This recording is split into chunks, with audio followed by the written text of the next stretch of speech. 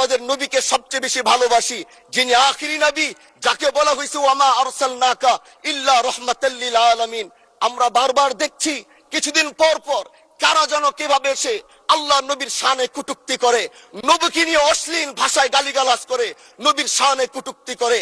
এই আন্দোলন, এই সংগ্রাম করতে গিয়ে আপনিও মানুষ স্পিকার দেখেছেন, রাস্তাঘাটে আন্দোলন করতে গিয়ে কত মানুষ মৃত্যুবরণ করেছে।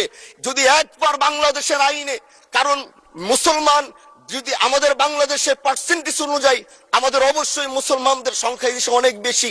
আমরা তো অন্য কিছু চাচ্ছি না। এই দেশের মানুষ নামাজ না পড়লেও যদি কেউ নবীকে কটূক্তি করে তার কলিজা ছিঁড়ে যায়, সে রাজপথে নেমে যায়। আমি বলবো যারা নবীকে কটূক্তি করে, নবীর নামে গালিগালাজ করে, এদের মৃত্যুদণ্ড, এই আইনটাও যেন বাংলাদেশের এই সংসদ থেকে পাশ করা হয়।